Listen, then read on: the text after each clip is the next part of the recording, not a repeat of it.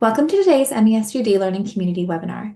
Today we'll be hearing from Dr. Jason Mallo on ADHD in Adulthood, Appraising Current Controversies.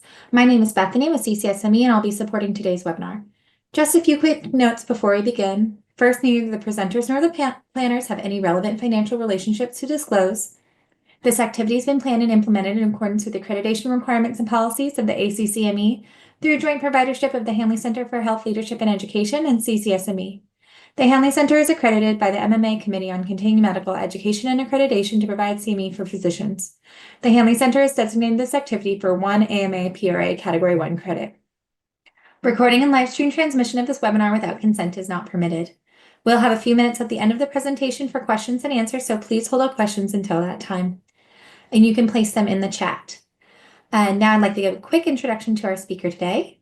Dr. Jason Mallo is a psychiatrist with a background in psychodynamic psychiatry. He believes symptoms and behaviors are conscious and have unconscious and unconscious meanings. He is passionate about helping patients better understand their problems at the interface of biological, psychological, social, and cultural realms. And with that, I will hand it off to Dr. Mallo for a presentation today. Thank you all for being here. Yes, thank you, Bethany, and thank you for having me.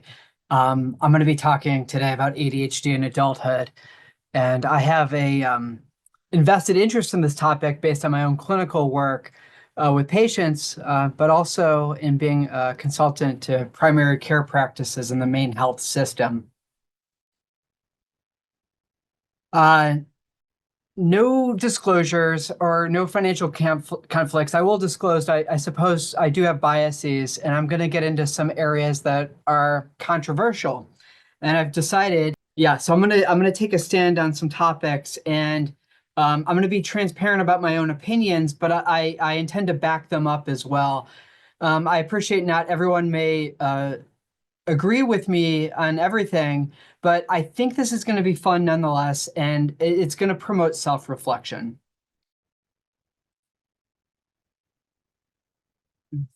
Here are my objectives. I've decided to, I'm gonna present data related to common controversies, and I've decided to focus on controversies because I think they're stimulating and they're going to challenge us to think about where we stand. It's a muddy topic. It tends to raise conflicting opinions, but I hope to make things clearer for people. And depending on your own perspective, I may make things muddier, but I think it's good to be questioning ourselves and the data I'm going to be presenting today. So here's a list of the controversies I intend to cover. For time purposes, I'm just going to jump right in. And before I actually get into the controversies, I want to address the question of why bother. So ADHD existing in adulthood, it's a relatively new concept. And patient complaints about it are definitely on the rise. The prevalence more than doubled in the decade leading up to 2016. And there's multiple reasons for this. There's pharmaceutical marketing that's been geared towards adults. There's been social policies like ADHD was added to the Americans with Disabilities Act. And there's been changes in diagnostic criteria, which I'm going to talk about, and I'll share those changes with you. And there's also just public interest in ADHD and ADHD medications and stimulants. They're en vogue topics. Large studies show that providers lack confidence addressing this topic. And many providers lack any sort of training on ADHD. And unless you have a system in place for addressing it, it can be quite confusing when patients come to you with concerns. The workup, it's needed, it's muddled by the need of a complex differential. I'm going to talk about that topic. And providers are apprehensive about patients feigning ADHD and also prescribing controlled substances. Yet in the meantime, according to figures that keep popping up in throwaway journals and emails that I receive, ADHD in adults, it is undertreated. I would argue that it's both undertreated and overtreated, which I'm going to get into. And ADHD, it's associated with a slew of consequences, including this one, a reduction in life expectancy. And that's not a little reduction there.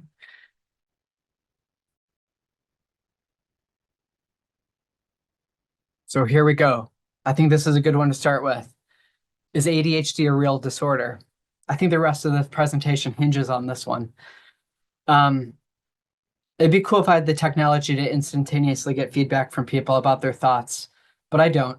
I'm going to jump in, but think about where you stand with these questions as I raise them. So I believe ADHD is a legitimate disorder, and part of the reason, partly because it's existed in our medical literature for over 200 years. Now, a couple of themes that stand out about the history of ADHD are from the start, or at the start, it was largely regarded as a neurological, biological-based disorder. And for most of its history, it's been regarded as a disorder that existed in pediatrics and had a good prognosis as it resolved with development, which is also a biological idea. It showed up first in the DSM in 1968 as hyperkinetic reaction of childhood. And over the history of the DSM has vacillated on its emphasis of the importance of hyperactivity versus inattention, as indicated by how the name of the disorder changed over time. Medications have definitely played a prominent role in the history of ADHD. Atomoxetine stands out for our purposes as it was the first medication approved for ADHD in adults, which helped bring attention to the disorder existing in adulthood. And in recent years, ADHD is existing in adulthood has become more embraced by the medical community. And that's actually been supported by epidemiologic studies. And it's these studies in epidemiology, which is another reason why I feel this is a real disorder. Longitudinal studies indicate that half of childhood cases persist into adulthood, and this matches up with prevalence rates. Also, family and twin studies support there's a genetic link. The heritability, it's somewhere between 70 to 80%. And to put that in perspective, that's near the heritability for height. So one diagnostic tip is when you're doing an assessment, make sure that you're asking about family history. Another reason that I think ADHD has some legitimacy is that imaging studies show differences in adults who have ADHD versus not. And what you're looking at here is a structural MRI image. It's a coronal cut, which means it's oriented as if a person is looking at you. And this was taken from a study that showed that this area of the brain called the dorsal lateral prefrontal cortex is smaller in ADHD cases. And this is an area of the brain that's used for things like memory, working memory, paying attention in a deep way, and juggling mental tasks that may be conflicting.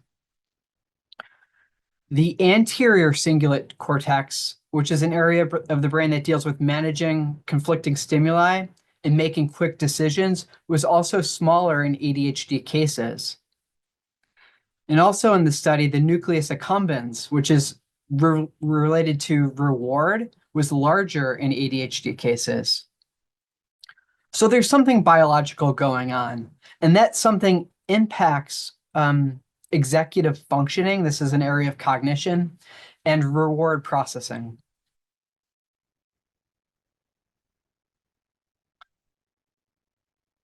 You can't let the neuroimaging mislead you, though. We don't know everything about how ADHD works in the brain, and there are real limitations to pretending that we do. I think ADHD it's practical, it's useful, it's also convenient in naming something our patients struggle with. But it might pathologize people who are, as one of my own patients said, neurodivergent. And as it stands, a lot of subjectivity goes into diagnosing ADHD. It's a descriptive disorder that is based on a list of DSM symptoms and behaviors. And if you read the fine print of the DSM, The DSM clearly states that disorders in it are not based on an underlying cause. Still, in the clinical world, we can say things that imply we know what the underlying cause is. For instance, we might say someone is inattentive because they have ADHD. But in a way, that's kind of like saying someone is inattentive because they have inattention. ADHD may be comprehensible, but it implies that the cause and the treatment, namely stimulants, are clear cut. And if anything, if there's anything I want you to take away today or emphasize today, unfortunately, things are it's not clear cut. Another limitation of ADHD being called a disorder is that calling it a disorder risks placing the problem in an individual's biology, which is fine in some cases, but not when it diverts our attention away from alternative explanations or treatments that could be useful. So an example of the sort of thing I'm talking about is an age effect. This is tables from a study in which younger students in a class were found to be more likely diagnosed with ADHD and to receive stimulants than other classmates. So this table is adapted from a large population-based study. It's from the Journal of the American Medical Association, JAMA. And actually what they found in the study was that ADHD was diagnosed 36% more often in its youngest. And younger, it's younger versus older kids in a class. And also younger kids were more likely to be on stimulants, 35% more. So why would that be? Are we mistaking immaturity for ADHD? Might we mistake other things for ADHD? Namely, an example might be parents who are stressed out or were really stressed out in the pandemic, caring for kids. That's just a hypothetical I came up with that relates to me. Or maybe someone who spends their day looking at a computer screen all day long, or they use their cell phones excessively all day long looking at YouTube videos. Another hypothetical, I guess maybe I know something about.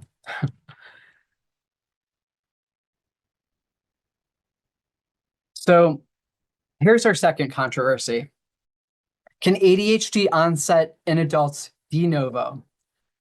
What do you think? Some recent population-based studies have indicated that adult ADHD may develop anew. However, I think those studies have flaws, and when you look at them more closely, there's alternative ways of explaining and interpreting the data. So here's data from one of the, I would say probably the most, but one of the more popular studies suggesting ADHD can onset anew in adults.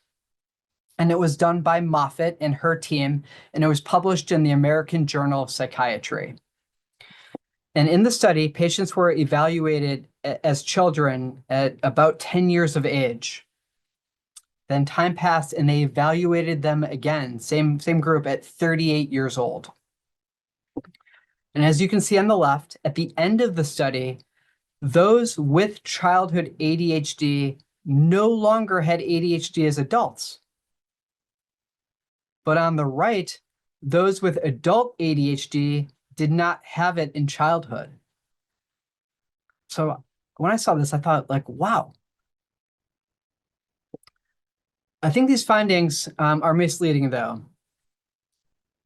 In this study, childhood ADHD was diagnosed based on information from parents and teachers, whereas adult ADHD was based on patient self-report. And I'm going to show you in the next slide, self-report is far from reliable. So I worry the study indicates false positives and negatives in adults. And additionally, what is missing in the study is that we don't know the age of onset for the adults who had ADHD. Now, it's possible some of the adults with ADHD had neurodevelopmental abnormalities in childhood, but weren't that may have been diagnostically below the radar when initially evaluated, and so they weren't picked up until later.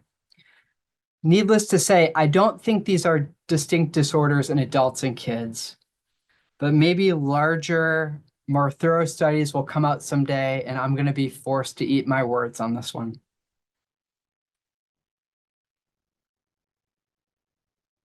Reporting sources really do matter, especially with adults complaining of ADHD. Complaints about inattention and hyperactivity are really common, even amongst, quote, normals,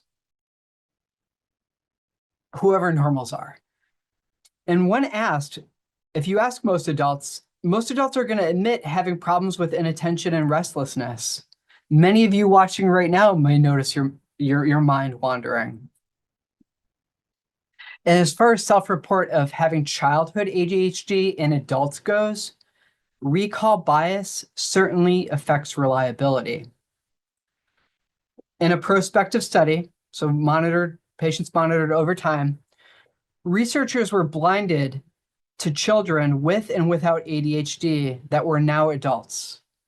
And the results showed that based on an adult's self-report, just the adult telling their history, out of all the patients retrospectively diagnosed as having childhood ADHD, those who actually had childhood ADHD were only identified correctly 25% of the time. On the other hand, those not diagnosed with childhood ADHD were correctly identified 99% of the time. Lastly, patients may tell you that they tried a stimulant, and because it was helpful, they must have ADHD. Well, this has been studied, and med response is not a basis for diagnosis, as individuals with and without ADHD tend to report improved attention and decreased restlessness on stimulants. So all said, basing a diagnosis on a patient's history alone is inadequate. And for this reason, it is important to use other data in evaluating patient complaints. Past reports, evaluations, and informants. And what I mean by informants are people who have known the patient over time. I'll say more about that in a bit. Next controversy. Did the DSM-5 make it easier to diagnose ADHD in adults? The answer is, I believe, yes. The ADHD work group for the DSM-5 made a concerted effort to not ignore adults. And instead of just describing kids climbing excessively on trees or having difficulty playing quietly, they added wording pertaining to adults, such as internal feelings of restlessness or inability to sit through a meeting. Another change was for adults. The DSM-5 lowered the minimum number of criteria from 6 to 5 of either inattentive or hyperactive impulsive criteria. And lowering that was based on the idea that adults with only 5 criteria struggle enough to warrant a diagnosis, and that a higher threshold would contribute, if a higher threshold existed, that would contribute to a lot of adults who are struggling being missed and left out of getting treatment. In the DSM-4, the age of onset was by 7 years, and the DSM-5 changed that to 12 years. The work group felt that 7 was too restrictive. And also for older patients, they felt that recalling life before 7 years of age was just too difficult. Still, it feels like they kind of pulled 12 out of a hat. Nonetheless, this cutoff is really useful if an adult patient is presenting to you and telling you they have symptoms that onset a couple of years ago. It's a clear indicator that you should be focusing your attention on another disorder. So yeah, it's all what you want to look for, and this is according to the DSM criteria and the data I showed earlier, is look for the onset early in life and persisting over time throughout somebody's life. Other DSM changes included, they softened the wording for a couple of the criteria, like evidence of impairment in 2 or more settings was changed to evidence of symptoms. And clinically significant impairment was changed to reduced quality of functioning. And then lastly, someone, according to the DSM-5, someone can now have both autism and ADHD. These aren't diagnoses of exclusion anymore. So as I see it, a pro of these changes is they're more applicable to adults and adults that I see and adults that you see. A con is I think the criteria were already subjective enough, and now they feel even more subjective. When you are meeting with someone and you are suspecting they have ADHD, I recommend getting out the DSM-5 and reviewing the criteria with them. And I'll be talking about some more of that criteria next. Does hyperactivity apply to adult ADHD?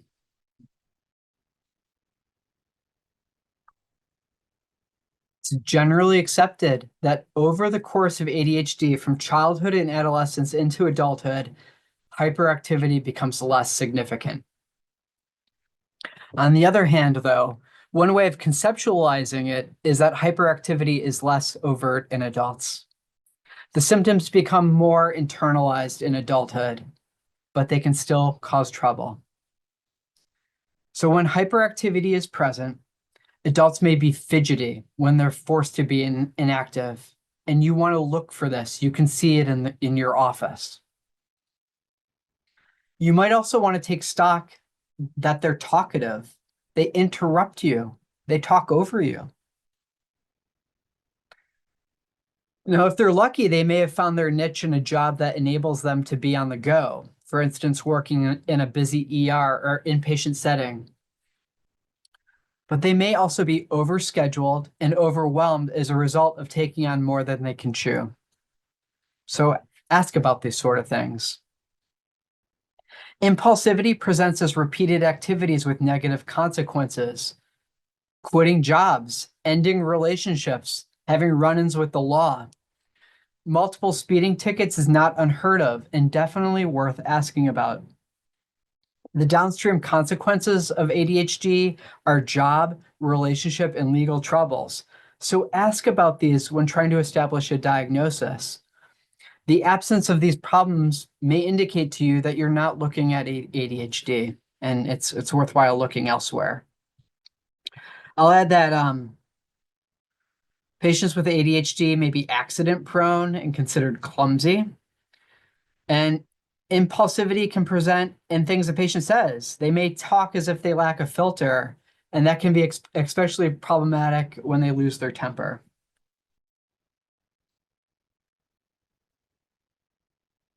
So that was hyperactivity, impulsivity, things to watch out for. I want to talk about inattention too. And there's several ways to categorize attention, and I've included two here. We have selective and sustained. And even though I've separated them, they're interrelated. Selective attention refers to the conscious act of focusing your attention and avoiding distractions. And then sustained attention is the ability to maintain steady attention on an activity over time. So when assessing for ADHD with patients and their informants, I like to start with broad questions like what's bothering you? And see if they complain of symptoms associated with these types of attention. And then if needed, you can ask more specific questions about things like making careless mistakes, having words go in one ear and out the other, losing things, procrastinating. And for sustained attention, you can ask them about trouble completing projects or achieving more longer-term goals. With these more leading questions, though, it's important to get specific examples from patients and their informants and establish how it's negatively impacting them and see if their informant agrees. One of my favorite questions to ask that relates to both types of attention is, what does your closet look like? And as you can imagine, in ADHD, it's usually quite a mess. And if it's neat, you might have a patient with anxiety with more obsessive and compulsive traits as opposed to ADHD. With ADHD, you can also look for other diagnostic signs during their meeting and their assessment with you, such as not fully completing the paperwork or leaving items behind in your office. Take stock of these things.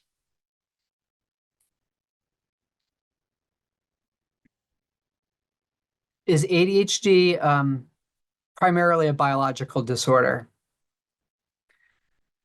I would argue that conceptualizing ADHD as solely a biological disorder is a disadvantage to your patients. There's a saying that a picture is worth 1,000 words, and I think it applies here. This is a painting from one of the most famous stories ever told, Adam and Eve being expelled from the Garden of Eden. And I think it speaks to the psychological experience of ADHD and the world that people with ADHD live in. So when your patients are complaining about ADHD, I think this is really what they're complaining about. Look at the harsh conditions Adam and Eve are facing. The world around them, it's unaccepting. It's demoralizing. And you can imagine the shame and frustration that they're experiencing as they're pushed away from Eden by those powerful beams of light. ADHD has biological, psychological, and social factors that contribute to it. And you don't want to overlook all the factors. Your patients will feel seen and heard when you address it, and they'll be thankful for your care and consideration. Deciphering who has ADHD and who doesn't, it's tricky. And I want to spend some time talking about the differential diagnosis. I think the differential is a good place to start from when a patient presents for the first time saying, I think I have ADHD and here's my symptoms. So this is a good starting place for addressing diagnosis. This table was adapted from data from the National Comorbidity Survey. So this is a nationwide survey that looked to establish the prevalence of psychiatric disorders. And this table in particular shows the prevalence of different disorders in patients that were identified as having ADHD in adulthood.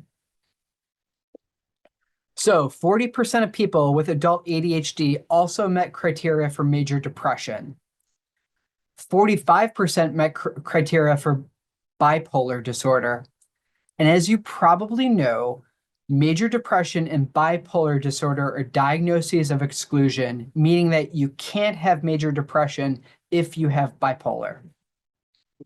So according to this data, 85% of those with adult ADHD also have a major mood or affective disorder. Also, about 1/3 to 1/2 have an anxiety disorder or a substance use disorder. Now, there are several ways you can interpret this data, and I want to particularly point out 3. One is people with ADHD are really unlucky people, and they have multiple discrete disorders. 2, ADHD actually causes these comorbidities. That's another way to look at it. Or 3, it's the comorbidities that cause ADHD or symptoms that mimic ADHD. Now, each of these 3 interpretations is valid, and your favorite may depend on whether you are a diagnostic lumper or splitter. I tend to be a lumper. And I would say, based on my experience, most of the time, the symptoms of ADHD in adults are caused by other diagnoses. And there's some research to back me up on that. It's a smaller study, but in a study of 260 never before diagnosed adults referred to an ADHD clinic for evaluation of ADHD, after a thorough evaluation that included the use of past records, rating scales, self-reports, and informants, only 5% of referrals were found to have ADHD based on the DSM criteria. So this finding suggests we should suspect and consider other possible causes for reported symptoms. And here's a table of disorders that can mimic ADHD in adults. Now, if you have a patient complaining of ADHD, I do think this table is a good place to start. And reviewing this list can be part of a careful and thorough approach to the differential diagnosis. I am not suggesting that every patient be painstakingly evaluated for each of these conditions.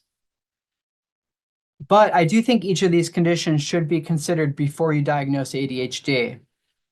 And for instance, this could entail asking someone about snoring, morning headache, and daytime fatigue, which are symptoms that are related to sleep apnea.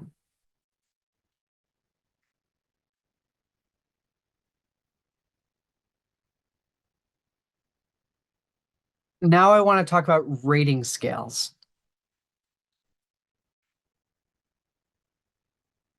Rating scales are a simple way to gather information, and the information gathered can serve as a starting point for deeper inquiry. They can quantify patient complaints. I think that's actually useful. And they can be used as a marker to track a patient's course over time. I think they're also useful in treatment planning. And you can compare a patient's self and an informant scores and scales and address discrepancies. There are a number of validated rating scales out there for ADHD in adulthood. There's the ASRS, there's the Connors, there's the Barkley, there's the Utah. No one of these rating scales is actually superior, and they all have their pros and cons and limitations. Now, I'm going to talk about a couple of the rating scales on the next slide. But for now, I just want to caution relying on them as a diagnostic tool. I believe they can supplement, but they cannot substitute a thorough history. And as you can tell from the numbers here, the probability of a positive screen, a positive rating scale, being related to a true ADHD case is pretty much like flipping a coin. This is not surprising because individuals that experience high levels of anxiety, stress, depression, they're going to frequently endorse symptoms of ADHD. The last bullet here is kind of neat. Harris and her team did a study in which they blinded researchers that evaluated people with ADHD, a control group, and actually people instructed to fake ADHD. And they found that those who faked ADHD did a really good job. And they were actually diagnosed as frequently as the group that had ADHD. However, the ones who faked it did have a giveaway in the study, and that they presented as significantly more pathological. They presented a more pathological picture on rating scales. So watch out for those pan-positive self-reports.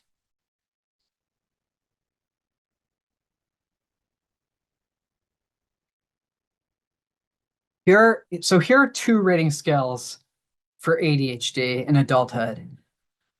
The ASRS, the Adult ADHD Self-Report Rating Scale, that's on the left, and the Weiss rating scale, which is on the right.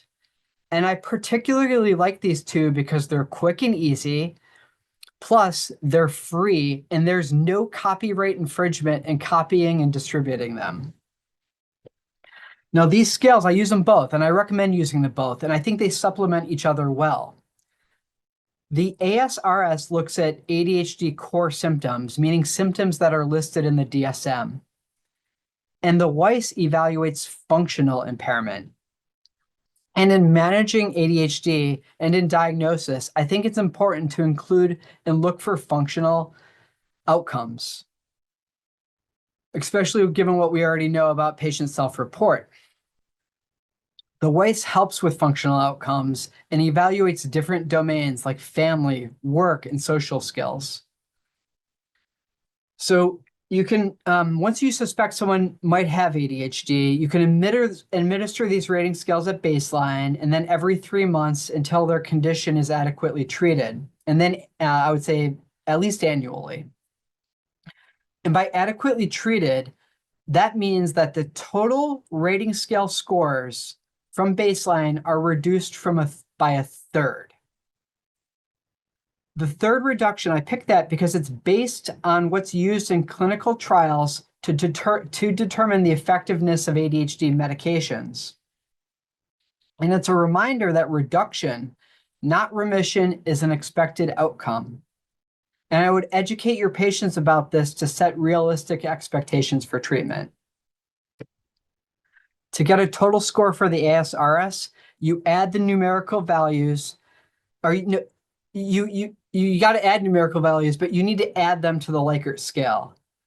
And for instance, you could say like never is 0 and rarely is 1 and so on. And then you add the total up and see what their total is. The Weiss, it's already numbered, so that helps you get the total pretty easily. And each time I hand out these rating scales, I'll add that, again, I use both of them. I tell patients that I want them to rate their symptoms based on the past couple of weeks so that it reflects their recent experience. And I tell the informants also, I have them do both of these scales based on their impression of the patient over the past couple of weeks.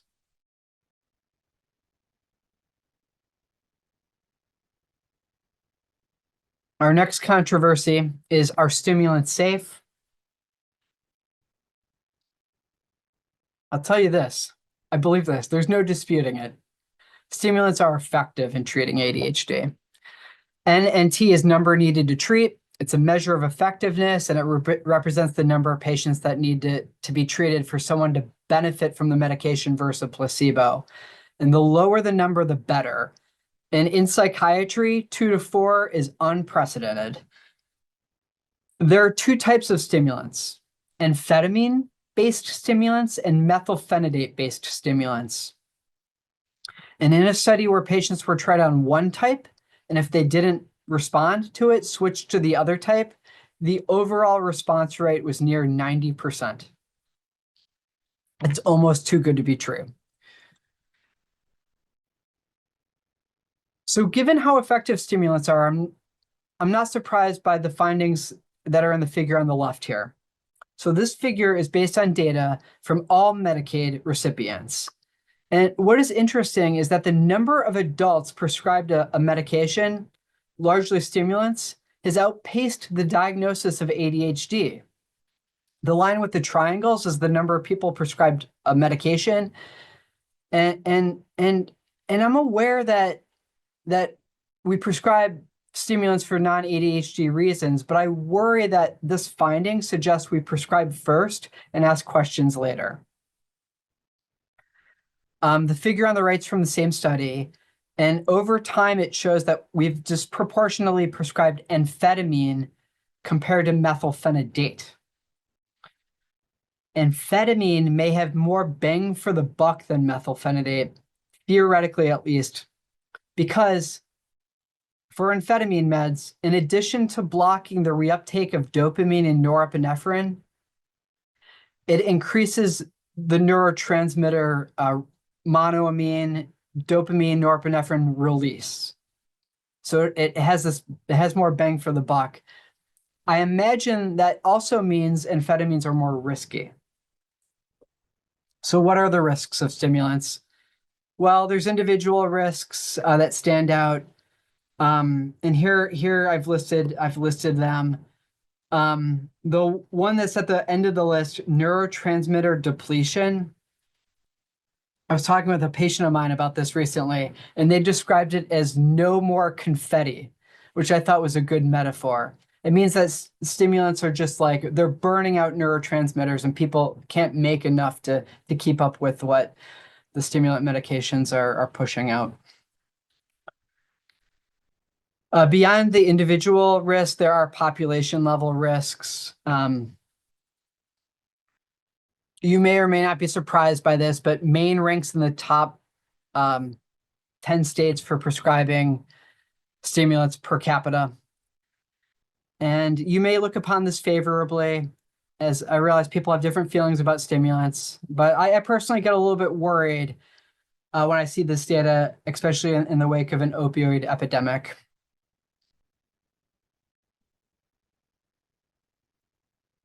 This is data taken from SAMHSA, and it shows this data was published in a report that goes out to emergency departments about trends in substance use.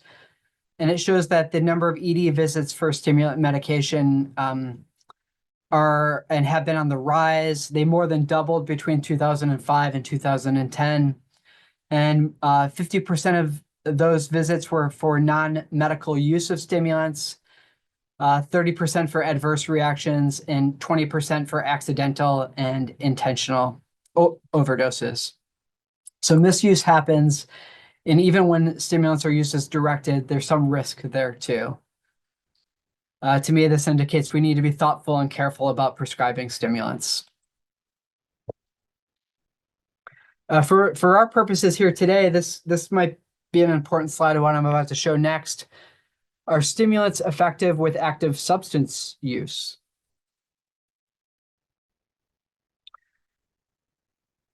ADHD and substance use disorders are definitely related, and it's possibly due to patients with ADHD self-medicating.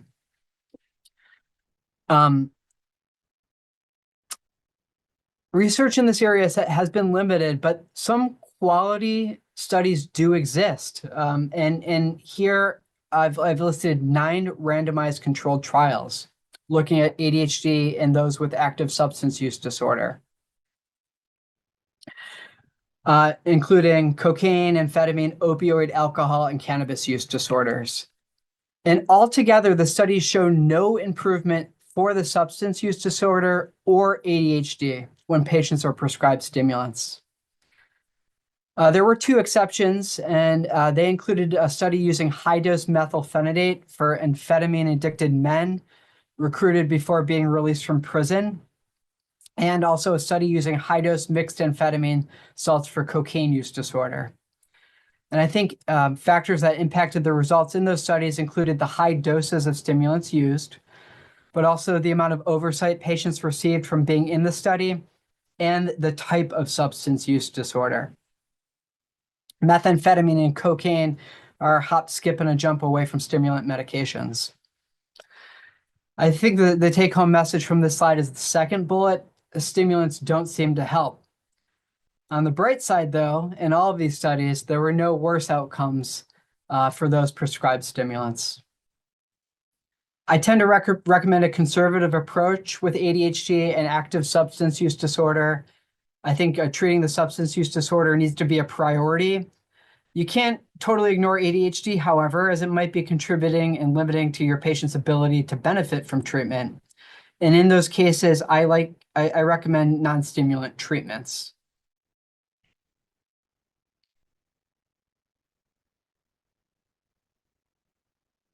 I have more to say about this, but I think I'm just going to move ahead for time purposes and point out a couple other areas that I think are worth addressing. Are non-stimulants less useful? Think about what you would say and how you would answer this question. They're not as effective as stimulants, as you can tell from the number needed to treat, but they are effective and they have their perks.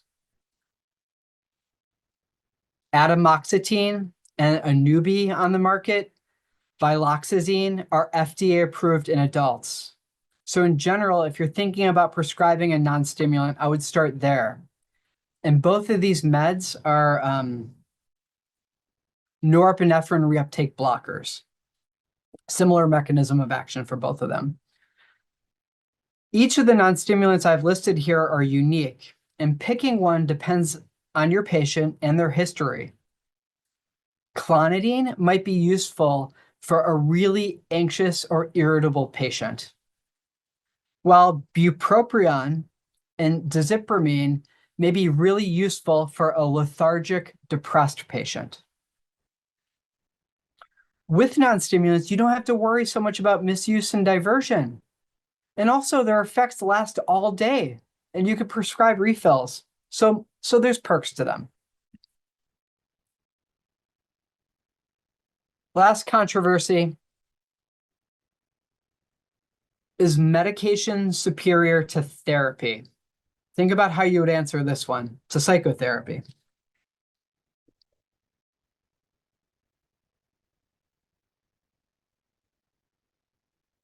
I think any good ADHD talk should include data from the multimodal treatment of ADHD study called the MTA study. At first, it was published and first came out, and there's been multiple iterations of it over time, but it first came out in the early 2000s, which was really early in my training. And I remember it coming out, and it was heralded as this landmark study. It was a 14-month multi-site randomized controlled trial that examined the impact of different treatment strategies for children with ADHD. It included 580 kids, and they were randomized into 4 groups: medication only, combination medication and therapy, therapy only, and routine care. The results showed that stimulants were more effective than therapy and routine care. And it was a finding that made headlines, and medications were touted as the treatment of choice for ADHD. I worry the implication was that therapy didn't have a role. And what was less of a headline and possibly overlooked in a secondary analysis of the data was that combo treatment was more effective than other strategies for kids that had comorbid psychiatric disorders, whether it was anxiety or depression or oppositionality. And also the combo treatment did better for patients that had non-core ADHD problems, like problems with social skills and problems with relationships. Also, those in the combined group used lower doses of stimulants. I don't know about the sort of patients you see, but the ones that come into my office usually have comorbidity and usually have non-core ADHD symptoms.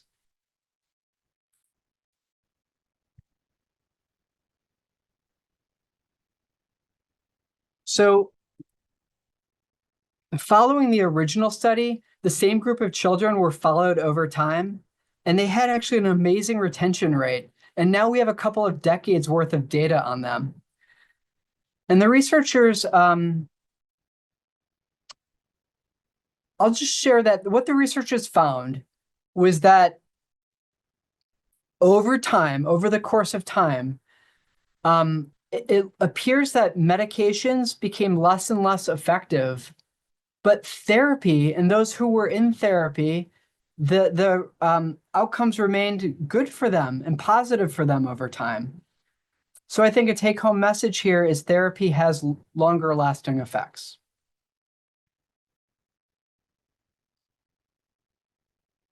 The last bullet point here too, I'll point out that in this study, those who were prescribed stimulants were shorter. The kids who got stimulants were shorter, which I don't know. It's it's an interesting finding. What are those stimulants doing, right? Okay, so I'm going to wrap up really quickly. ADHD in the world that we live in, it seems to exist on a spectrum from fact to fantasy. Is this a real disorder? Is it something made up? And there are clinicians out there who seem very comfortable representing either side of the spectrum, but many, many don't know where they stand. It's really important for you to know where you stand because your patients expect it.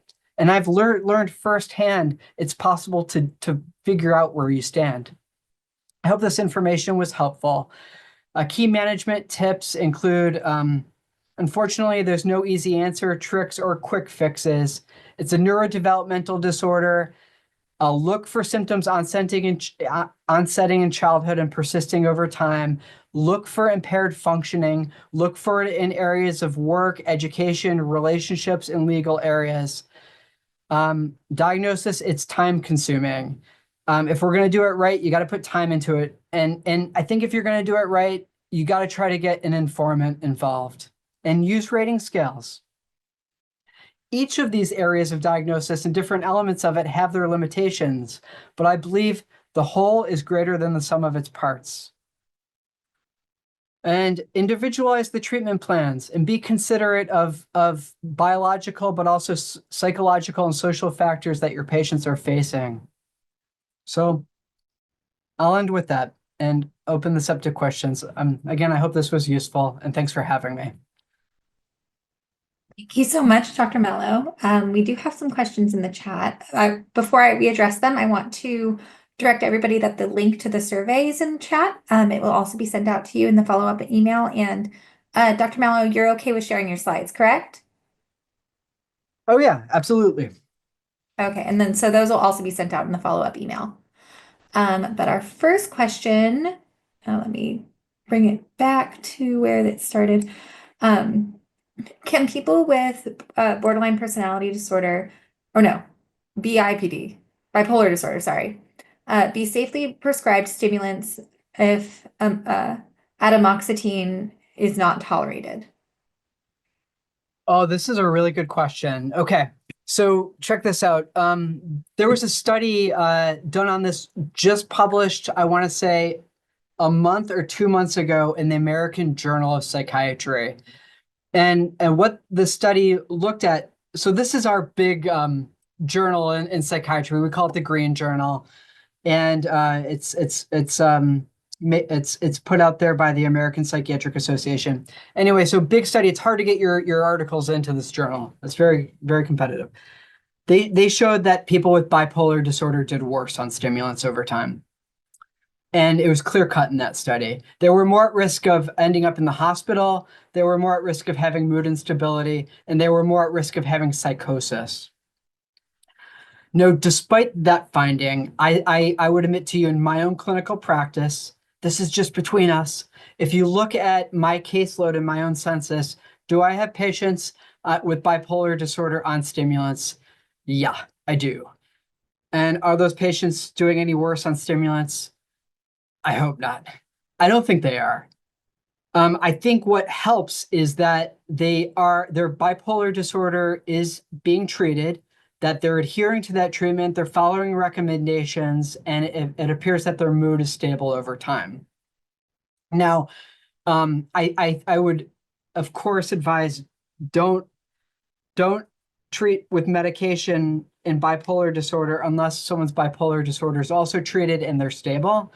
And I would watch out for mood irregularity, whether it's highs or lows.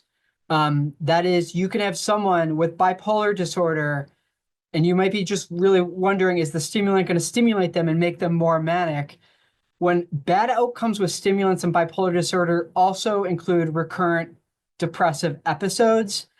And I actually I read another study recently on ADHD that looked at the longitudinal use of stimulants in ADHD. It was a 6-year study, longest study done on stimulants in ADHD, just following people over time, over all those years, and having check-ins over all those years. And anyway, the patients with bipolar disorder did worse. Thank you. The next question, is cocaine included in the list of stimulants for ED visits? That's the data that I showed was not looking at for cocaine. I don't know, maybe in the original study they collected all sorts of data, and what we saw published was just on the use of medications for ADHD. So I don't have that. I don't have that data, and that wasn't in the data that I showed. Thank you. I think this is for the big longitudinal study. How long were the children and adults taking the medication when the results were tabulated? 3 years, 5 years, 15? What is the long-term impact of stimulant use medication? Okay, some good questions. I'm not sure what what reference to which study this question is about. Maybe it was about the study I did on I presented on the MTA, the multimodal treatment of ADHD. Yeah. And what's the question again? Um, what was the time frame and 3, 5, 15 years, and what were the long-term impacts? Oh yeah.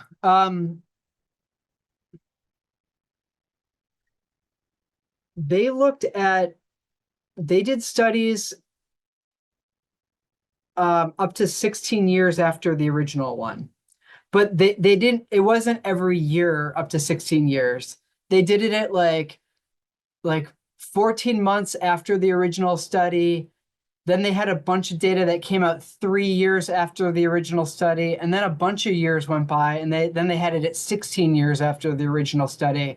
And what's amazing is leading up to that 16-year mark, the retention rate was like 85% of participants, which is just like unheard of. I don't know how they did that, but that's amazing. The long-term risks of stimulants. Well, one of the things that was interesting in that MTA study over 16 years, and other longitudinal studies in ADHD have shown this, is that like patients tend to like the benefits of medication, like they dissipate over time. It doesn't last multiple years. And when you look at patients who are using in the MTA study up to 16 years, if you take the original group, the group on medications and the group that did not get medications, 16 years later, their ADHD symptoms are the same 16 years later. It's amazing. But if you ask patients about their quality of life, patients on medications say they have a better quality of life, even though the groups are the same on their functional outcomes and how they're functioning. These factors have been studied and have been shown.